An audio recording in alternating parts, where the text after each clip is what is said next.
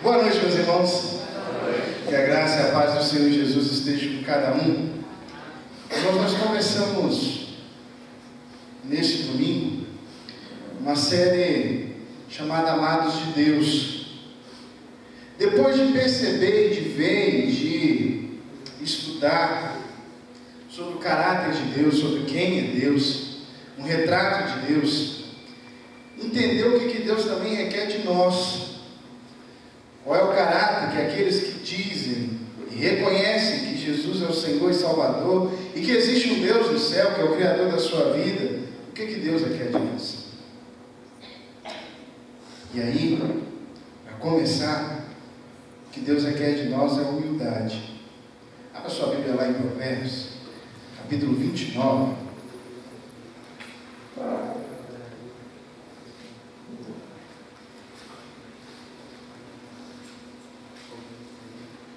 Provérbios, capítulo 29, o verso 23 apenas.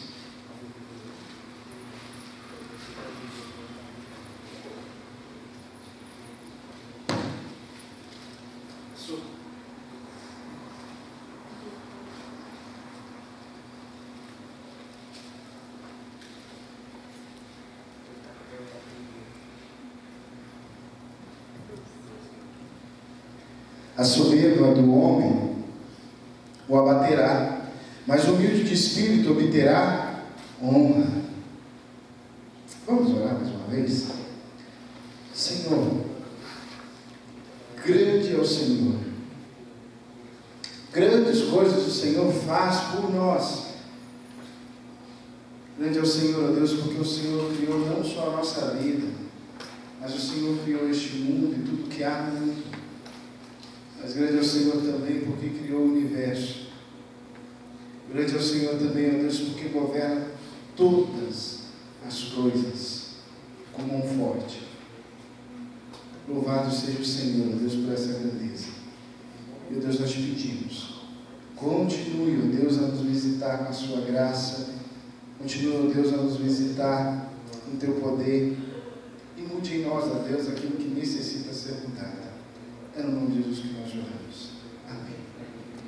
Irmãos, como eu disse pela manhã, você tem que entender que todos os cultos é para você mudar de vida.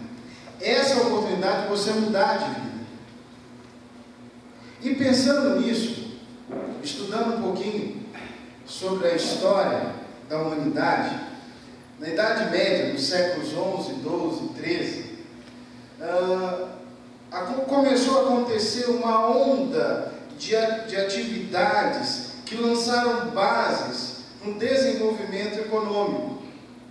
O declínio do sistema feudal, onde as famílias se mantinham só, onde o que cada família tinha e produzia era o que era moeda de troca, agora começou a surgir vilas integradas.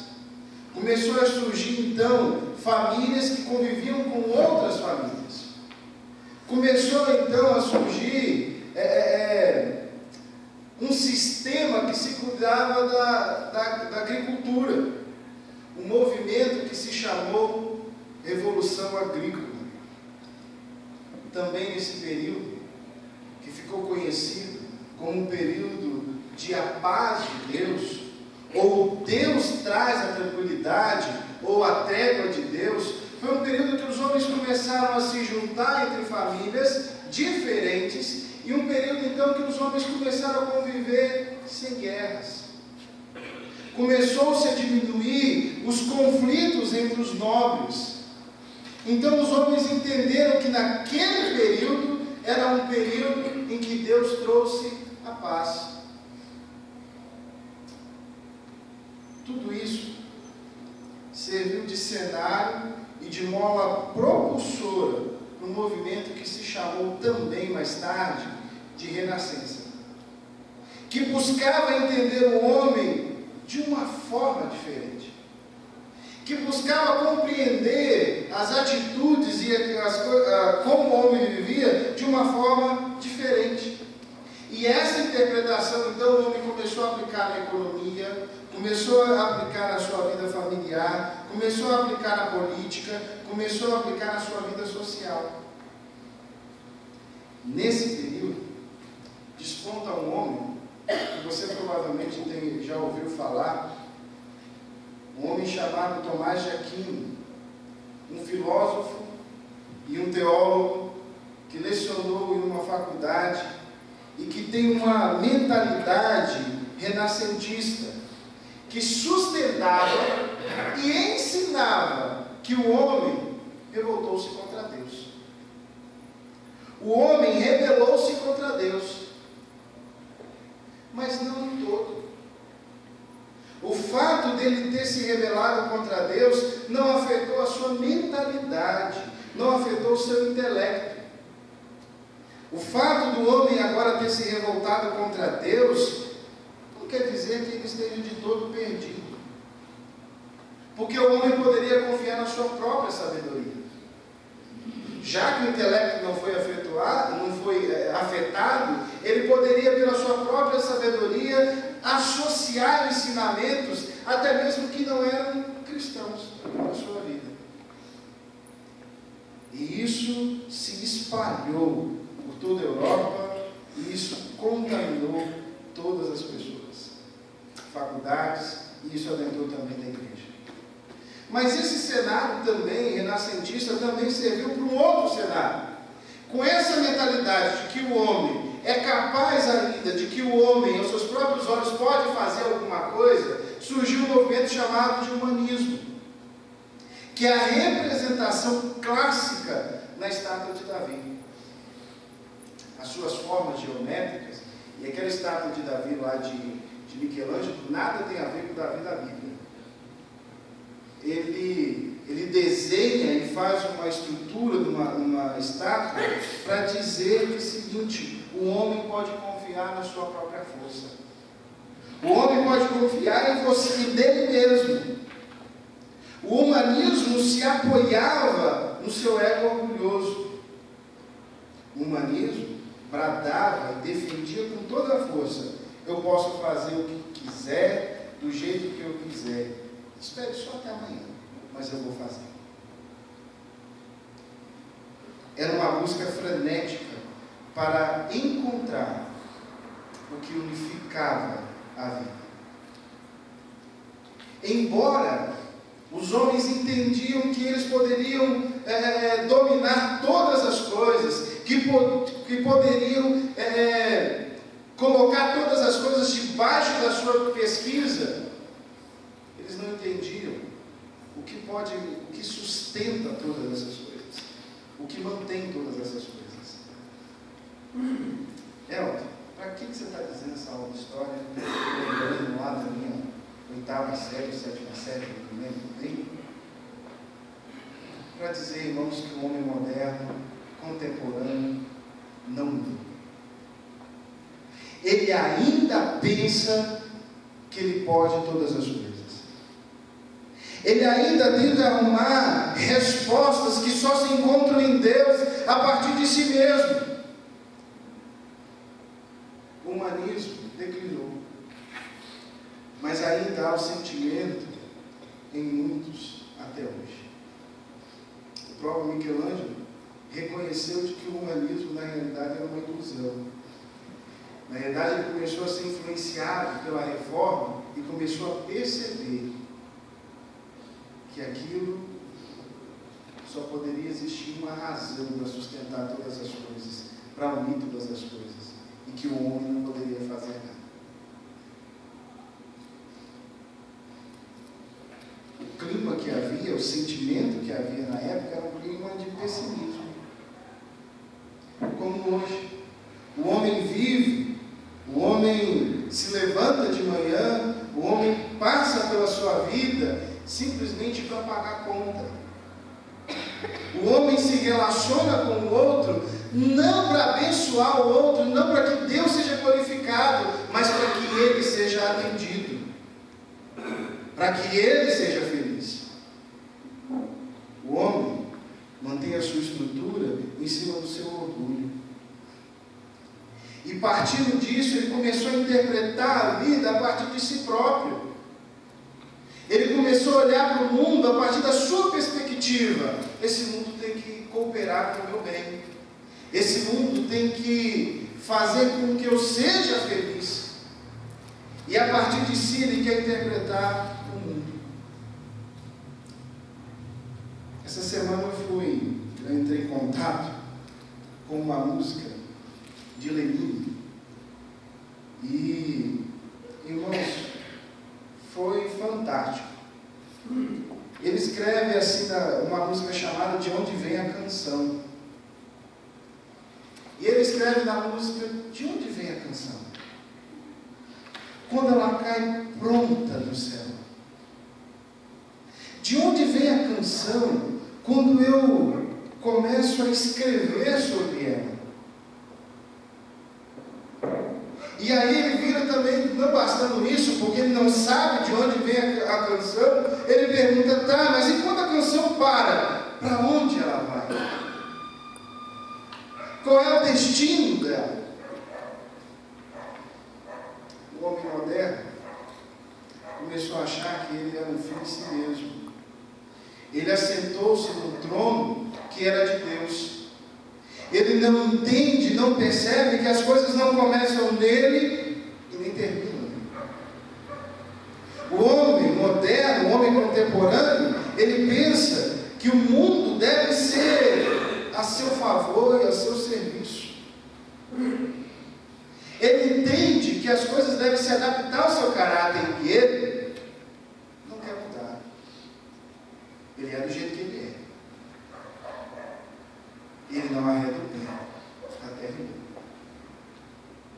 Ele não retrocede em nenhum ponto do seu caráter, porque ele entende que o mundo é para ele. A ciência contemporânea nega que Deus existe. Ignora a existência de Deus. Não entende que de fato 1 mais 1 é 2. Mas mais do que isso, 1 mais 1 é 2 que me revela que existe um Deus que fez essa estrutura e que nele essa estrutura se mantém. Que a ciência existe porque esse Deus é que sustenta todas as coisas. Ele começa a olhar para a sua vida e pensar que ele mesmo é capaz de dominar. Ele não entende que a ciência é simplesmente uma graça de Deus sobre a sua vida e que ela revela a Deus. Por isso, cada vez mais, o homem se distancia de Deus. Então, por isso que a Bíblia nos ensina, irmãos, que o fato de nós conhecermos a Deus, nós nos conhecemos. E mudar essa postura, e mudar esse caminho, muda o nosso modo de viver. E o autor de Eclesiastes diz que isso é correr atrás do vento. Não dá em nada. O apóstolo Paulo, escrevendo aos Romanos, capítulo 11, verso 36, ele diz e nos lembra que por ele, por meio dele e para ele são todas as coisas. O que Lenine não sabe, o que o homem que não acredita em Deus não entende, é que em Deus se começa tudo. O que o homem não entende é que em Deus tudo se sustenta e que todas as coisas convergem para Deus. Tudo nessa vida vem de Deus, se sustenta em Deus e volta para Deus. Que a ciência ela pode sim ser usada, de que a ciência ela pode sim ser utilizada, de que a ciência pode servir sim para melhorar a nossa vida, mas nós devemos entender de que ela revela um Deus que sustenta todas essas coisas. E sem Ele, nada veio a existir. Irmão, só percebe isso quem tem a humildade de perceber que nós não somos nada. Nós somos pó. nós não podemos nada.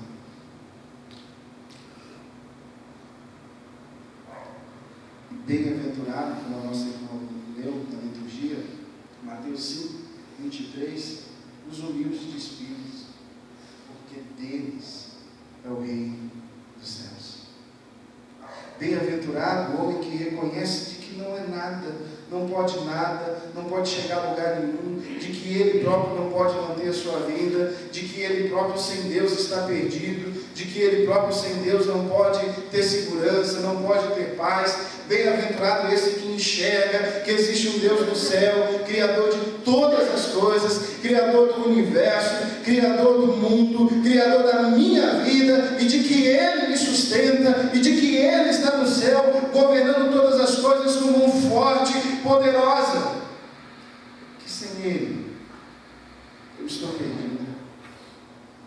Bem-aventurado aquele que se curva diante deste Deus e reconhece de que Ele é Senhor e que o lugar do trono é dele, não da ciência, não da minha capacidade.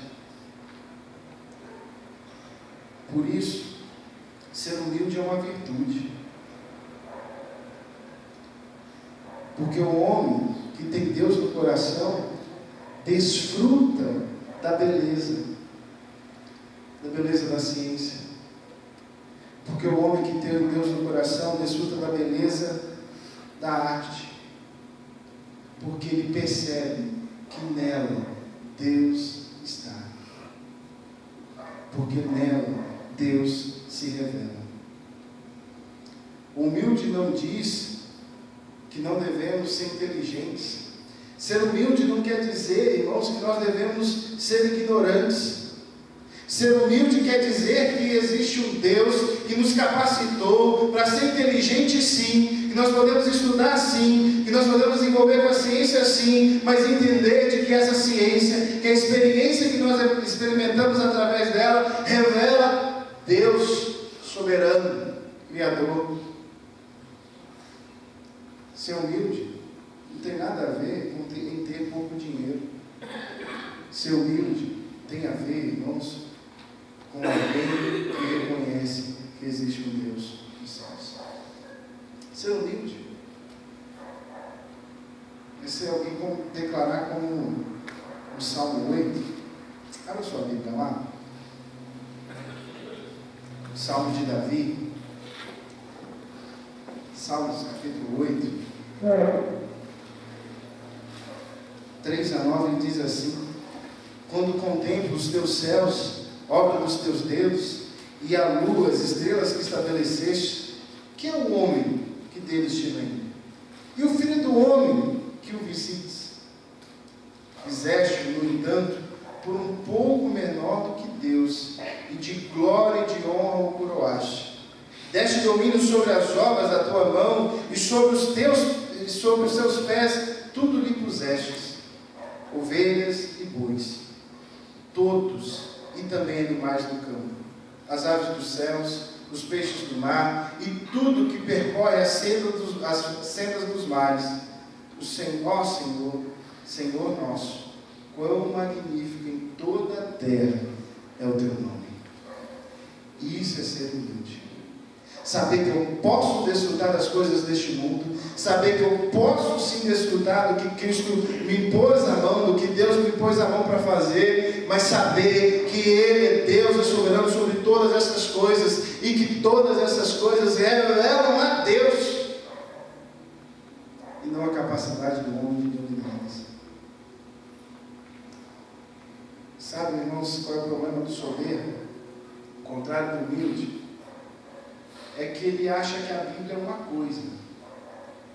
Ele acha e julga que a palavra de Deus é uma coisa. A vida é outra pegada, entendeu? A vida é outra levada.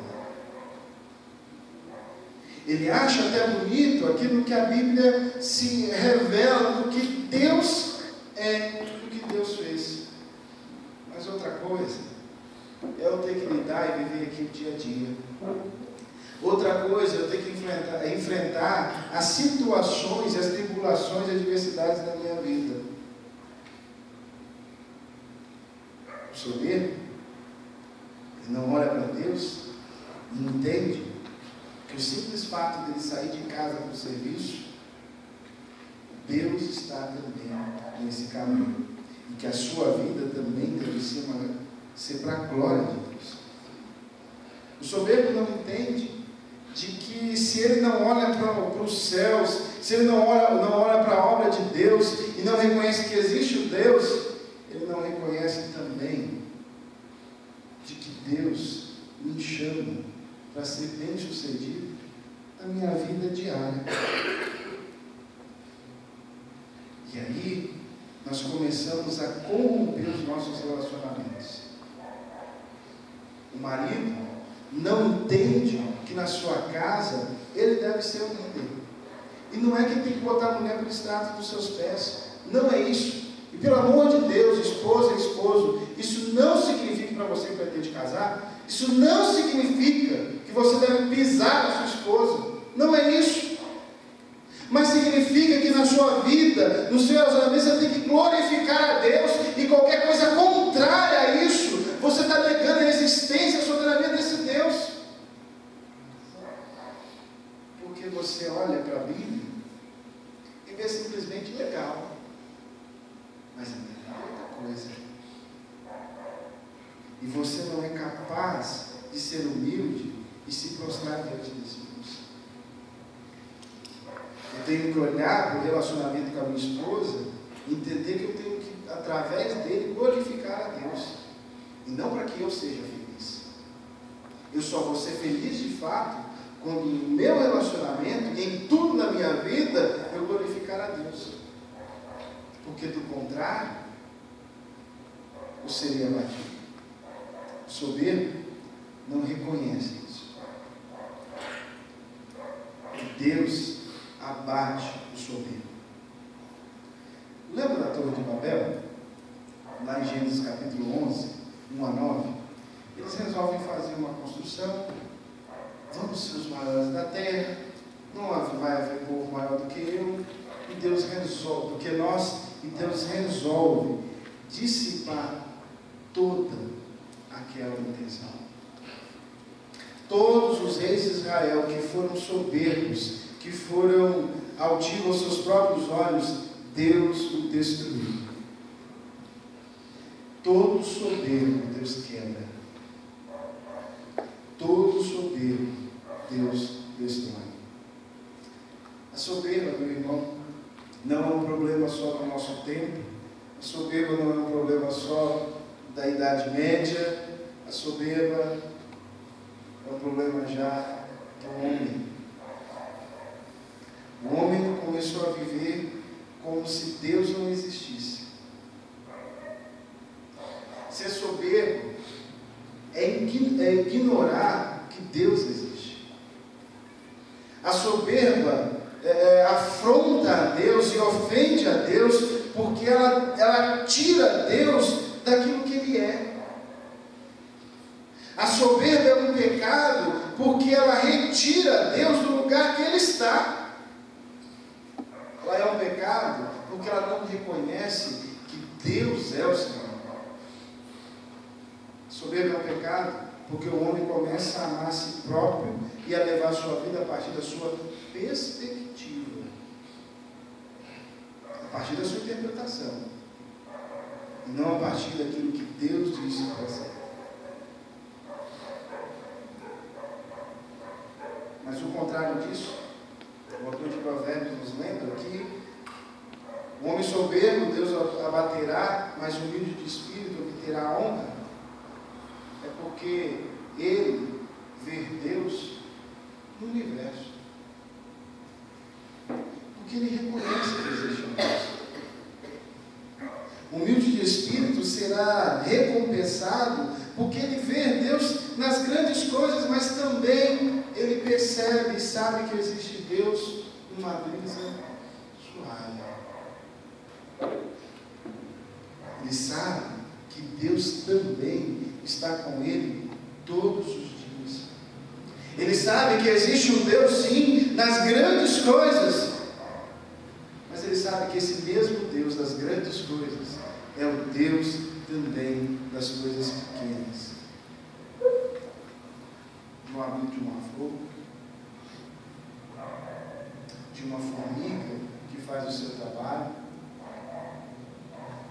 de um Deus que nos faz respirar. O humilde será recompensado porque ele sabe de onde vem a canção. Ele sabe que tudo procede de Deus. E ele sabe que tudo também vai terminar em Deus. Ele sabe que tudo também volta para Deus. Ele será recompensado, será honrado, porque ele olha para essa mesa, a mesa da Santa Ceia, e lembra que o Salvador do mundo, aquele que é capaz de restaurar o pecado, se revelou a nós. Ele será recompensado porque ele lembra que um dia ele nos honrará, nos fazendo assentar no seu trono de graça. E isso não porque eu posso, não porque eu faço alguma coisa, mas é porque ele decidiu me amar. Que ele que criou todas estas coisas, que diante dessa imensidão, ele olha para mim e me ama. Ele é humilde e será recompensado, como também foi dito na liturgia, Lucas capítulo 14, verso 14, a sua recompensa receberá na ressurreição dos justos. Porque ele sabe que plenamente Deus em Cristo se revelará na consumação do século. Meu irmão, não seja soberbo. Não queira interpretar a vida a partir da sua perspectiva. Não tente levar a vida como se Deus não existe. Não tente lidar, seja qual for a área que você está, a partir da sua perspectiva. E eu te desafio, a partir do dia que você viver, a partir da perspectiva de Deus e dos céus, você será, bem sucedido, no sentido de Deus vai tratar de você. Que ainda que as dificuldades venham sobre a sua vida, Deus está com você. Porque se você retirar Deus do trono, meu irmão, o dia que vier a tempestade, você não tem quem recorrer. O dia que vier os conflitos, você não tem a quem pedir socorro. A soberba ofende a Deus, porque o homem quer viver a partir do seu padrão e não tem de viver a partir do seu padrão. Por isso, ser humilde agrada a Deus. Ser humilde faz você receber a recompensa e ser honrado. Não tente levar a vida da sua forma. Conheça e prossiga em conhecer ao Senhor. E tudo te irá bem, mesmo quando as dificuldades aparecerem, porque você sabe que existe Deus.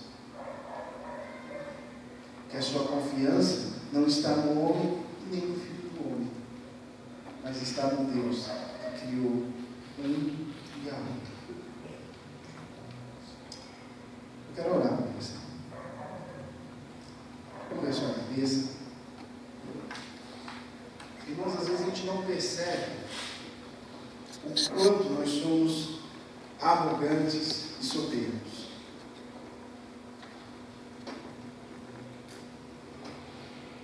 Nós não paramos para pensar e analisar a nossa vida e perceber o quanto nós ofendemos a Deus. Eu quero convidar você hoje, como eu disse no início, essa é uma oportunidade de você transformar a sua vida. Meu irmão, seus relacionamentos glorificam a Deus. Você quer teimar em levar a vida do seu jeito.